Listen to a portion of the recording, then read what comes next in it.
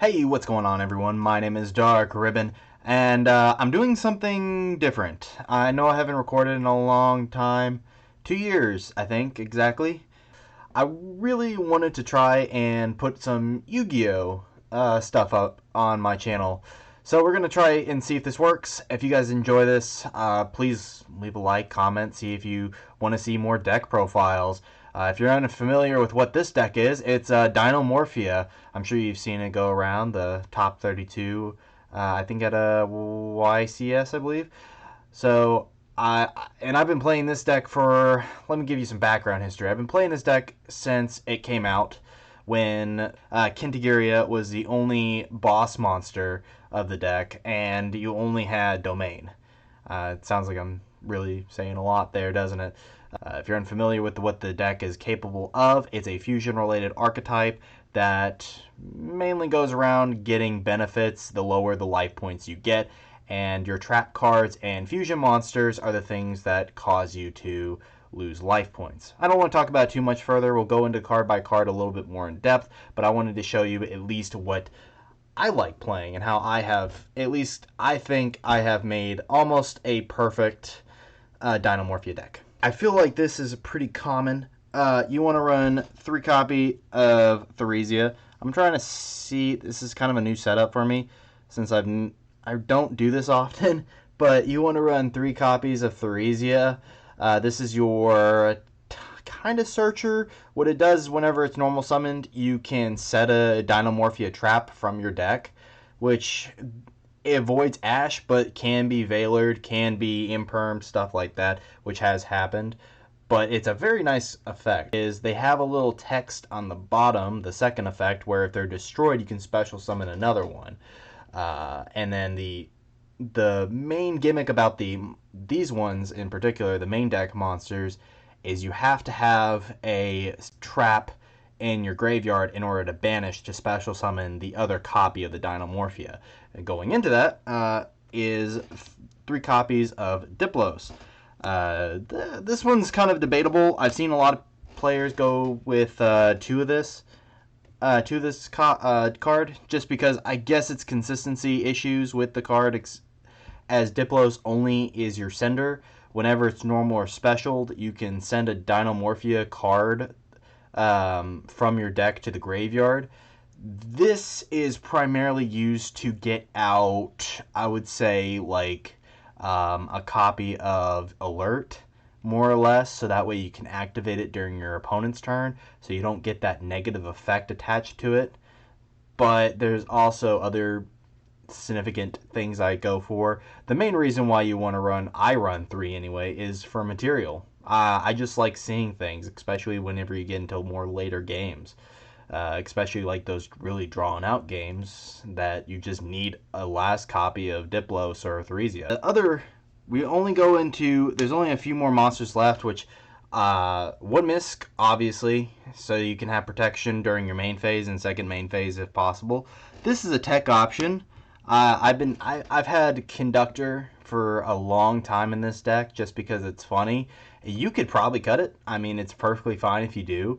I just find it funny during like second turn. It can be a pretty big brick during your first going turn if you open with it. So that's kind of like the bigger deal of like, maybe it's not a good idea to run it, but it's been in there for so long, it's kind of hard to not play it in the deck. And then the last thing is 3 copies of Wannabe. This is a not necessarily a hand trap, but it gets you into your other big access traps, such as Frenzy, Domain, and maybe even Intact if that can go off early. Whenever this card activates, you can reveal the top number of cards from your deck equal to the number of freed up spell and trap zones on your opponent's side, and then if one of them is a trap, you can set it.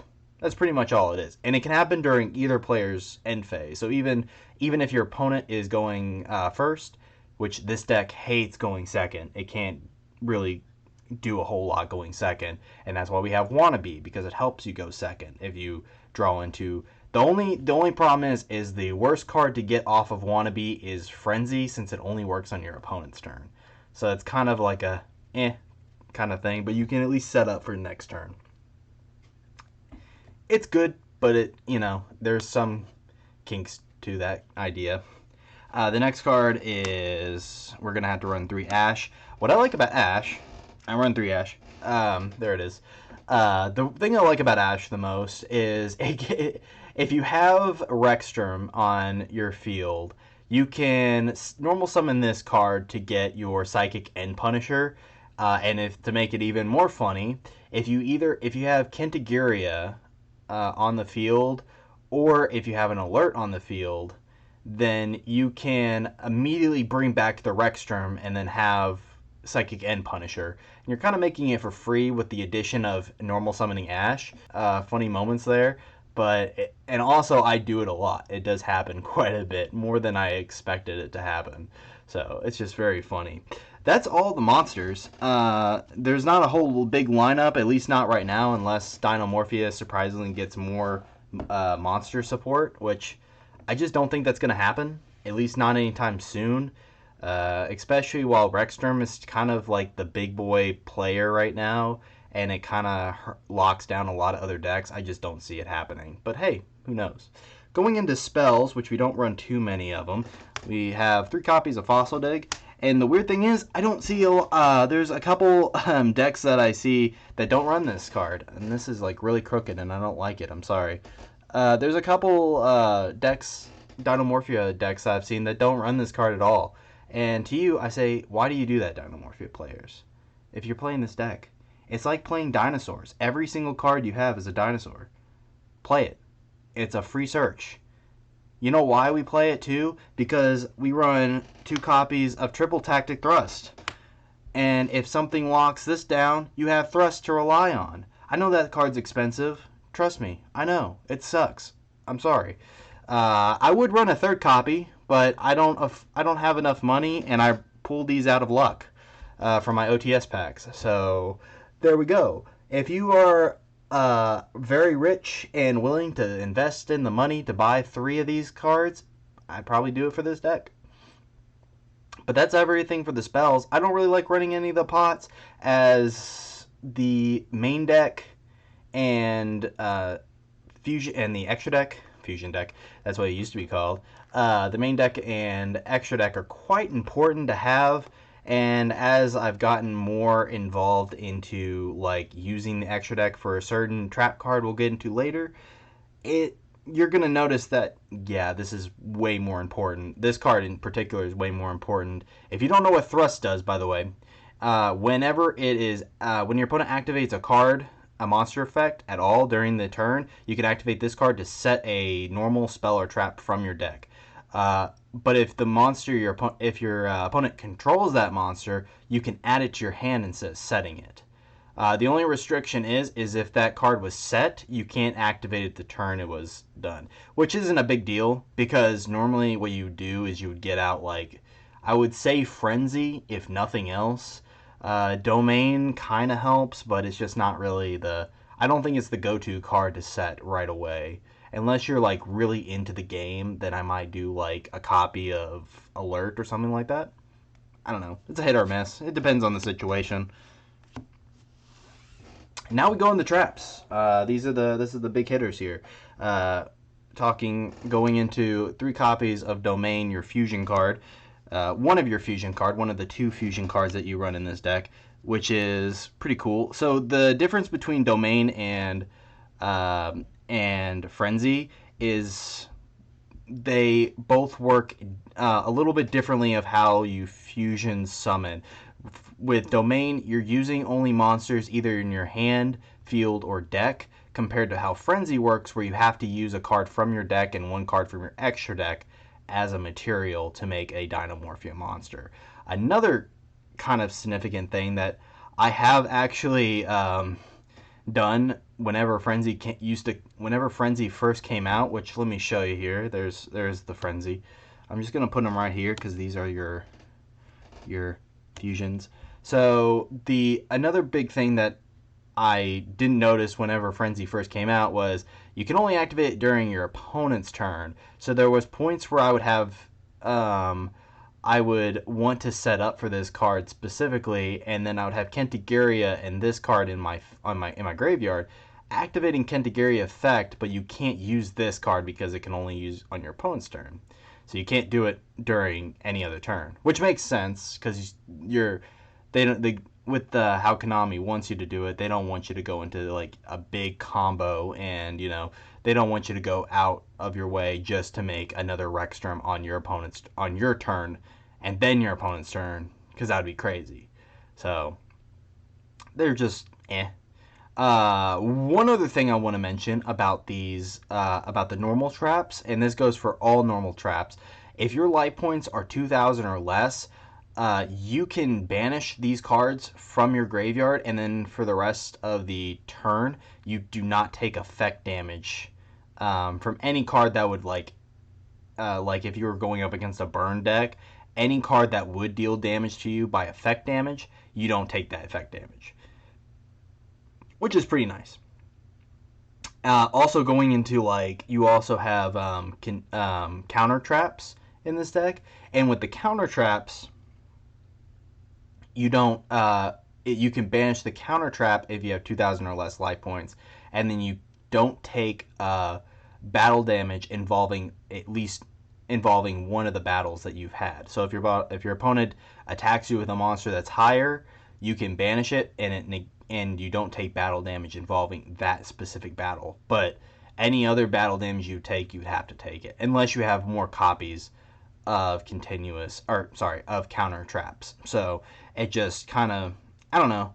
You don't really see that coming too much, especially when you're running into when your opponent always has to try to get around the Rexstrom so much. So it depends. It doesn't happen a lot, and sometimes you just go into that. Like, you honestly, there's points in this deck where you just can't survive a lot of things, where like a small little amount of piercing damage or a small little amount of direct attack might just end the game for you entirely, and there's nothing you can do about it. That's like one of the bigger, I would say, things that just kind of suck, but what are you going to do?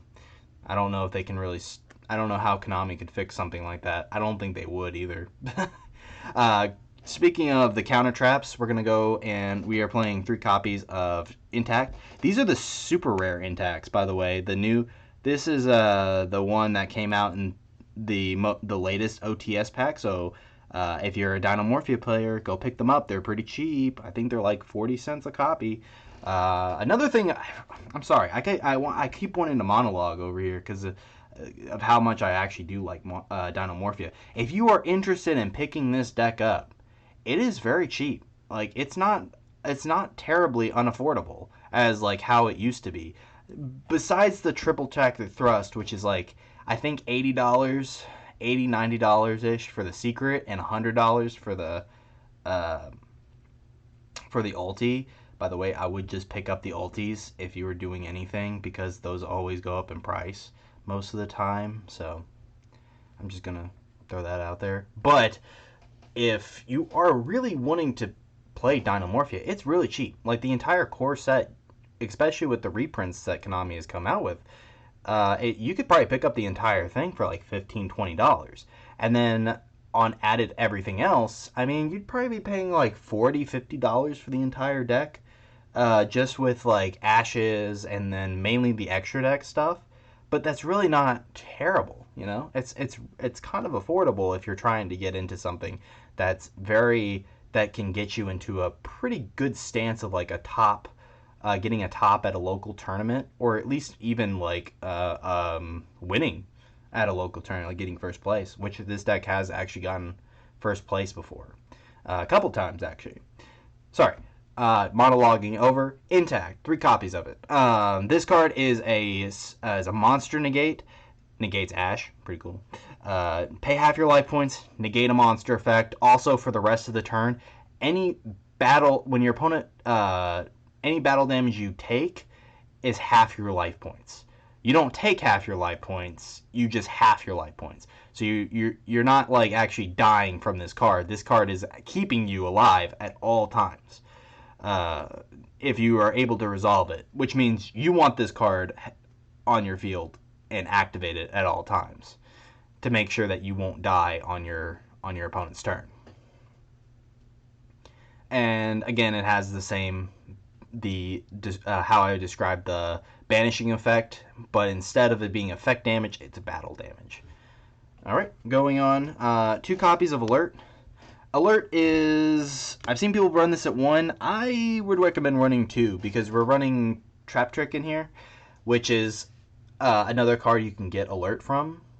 For, again, like, if you've already used up all your resources, go for Alert. You know, if you used everything, just do it. It's not that big of a deal. Alert, pay half your life points. You can special summon Dinomorphia monsters up to level 8. And so basically you can get out 2 Dinomorphia monsters, either from your extra deck or your main deck.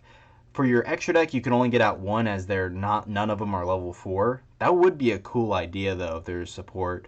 Konami, get on it. A level 4 extra deck Dinomorphia. So that way you can get that out and the other ones. That'd be sick. Alright, anyway. But yeah, you can get out Diplos and Kentagiria, Theresia with just this card and then activate both their effects in tandem.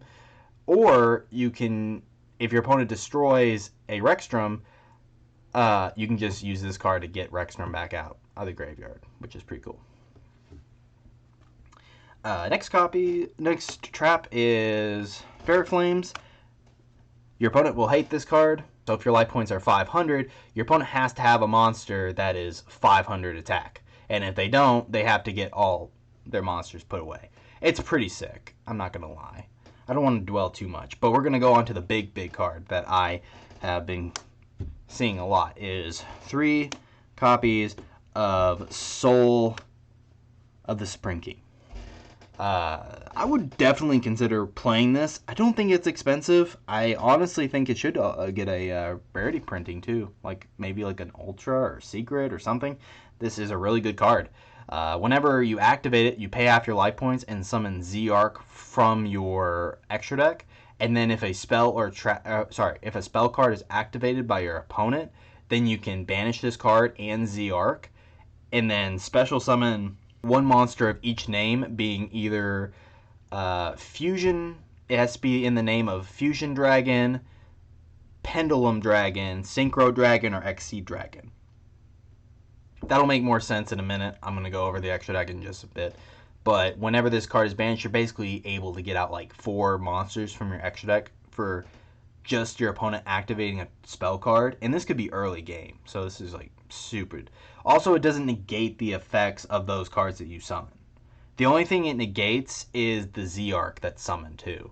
So it doesn't really do a whole lot to like stop anything, which is cool. 3 copies of Solemn Judgment. It's Solemn Judgment. You need it. It's a negate. You don't like your opponent activating stuff. I understand. You don't like your opponent special summoning things. I understand. It's pretty awesome. 2 copies of Trap Tricks. You know, before I mentioned, I ran 2 copies of Trap Track whenever that came out. And I thought that was really good, but it became really slow. Because what Trap Track did, instead of Trap Trick, Trap Track allowed you to destroy a monster on your field, and then you could set a trap and activate it. But you could only activate a trap, you could only activate 1 trap that turn. For Trap Trick, you could banish a copy of the same one and then activate it. But again, the restriction was still applied. I saw this being a little bit too slow, as I didn't see my Dinomorphias nearly as much as I wanted to, so I cut it and put this in there instead. I liked Trap Track, it just didn't really perform very well. The next card is, or let's just go over the last 2 cards actually. Brute and Sonic. I always like running these cards just for, again, late game use. Brute is a pay half your life points, destroy a card you can destroy a Dinomorphia you control, and then destroy a card your opponent controls. And then Sonic is a spell and trap negate, where you pay half your life points, negate a spell and trap your opponent has activated, and then destroy a Dinomorphia. Other than that, I think that's a pretty decent list. There's a lot of traps here. This is a 42 card main deck, So it's pretty expansive, but very, very cheap. Now, let's go ahead and get into the extra deck. So, for this, I always go ahead and you want to probably play 3 copies of Kentagiria, the card I've been mentioning this entire time. I would definitely run it if I were you at 3. This is also counted as material for Frenzy if you activate it. And then what this card does is this card gains attack equal. I always forget this. Loses attack equal to your life points. I'm sorry, it doesn't gain attack. Loses attack equal to your life points. So this starts off with 4,000 attack, and the lower your life points get, the higher attack this card gets. So if you're at 4,000, it's 0, but if you're at 3,000, you get 1,000 life points, 2,000, 2,000 life points, 1,000, 3,000 life points, lower, so on and so forth. That's kind of confusing. And then as a quick effect, you can target a normal Dinomorphia trap in your graveyard, banish it, and then that effect becomes this card. This card becomes good with a couple cards, besides just your fusions, but also a copy of Alert and a copy of Brute. You can pop a card, or you can either special summon 2, or at least something that equals level 8. Pretty nice. And these cards also have the same effect, kind of, but better as the for the monsters. Whenever a Dinomorphia extra deck monster is destroyed, you can target a Dinomorphia whose level is lower than this one. I think this one has to be a level 4, if I believe. Yeah, so you can special summon a level 4 from your graveyard if this card is destroyed. The next card is I run 3 copies of Rexsturm. This is your big boss monster, or at least you're now your bigger big boss monster. Your opponent can't activate the effects of monsters whose attack is equal to or higher than your own life points. And by the way, that's a hard feat to get around, because normally from a Dinomorphia deck, your life points are going to get significantly low. Low enough to where you could probably only have 1 life point left, which has happened to me. This becomes quite a problem a lot of times with players, because they don't know how to get around this, especially with the second effect, which is a quick effect. As a quick effect, you can pay half your life points to make all monsters your opponent controls make their attack become your life points. So if you're at, like, say 6,300 or 63, if you're at 63 life points left and you activate this effect, your opponent's monster's attack points become 63. So and then they have to crash into it, and then they die immediately. So it gets pretty hard. Again, it has the same effect too once it's destroyed, but instead, I think this is a level 6. Yeah. So this one, once it's destroyed, it special summons a level 6 or lower Dinomorphia. And then lastly, I run just 1 copy of Stealthburgia. Stealthburgia, it's just more for material. If you're afraid or trying to just beat your opponent with effect damage, it can be pretty nice. I would say what this card is mainly used for is if you're in the case of having so low of life points you are actually at 1. Stealthburgia kind of helps you helps you continue activating your cards even if you're at 1 life point left, which is very nice, because you can't go beyond that. You can't like half your life points any more than 1. You have to stay at that. You can only have 1 life point. So this card says when you activate a Dinomorphia card or a normal trap card, I think a normal trap card, or just a trap card that takes, my bad. If you activate a trap card that takes half your life points, you do not take that effect damage. And then also, when your opponent activates a monster effect, that can include either in the hand or the field, you can make your opponent take damage equal to that monster that was activated. And that's pretty much it. Again, more used for material or for like really late game use. Now let's go on to the Z-Arc stuff. I run one copy of the regular Z-Arc and one copy of the new Z-Arc, the Arcray Dragon. This card itself always counts itself as Z-Arc while it's on the field, or I think it counts. Yeah, sorry, it counts as it at all times.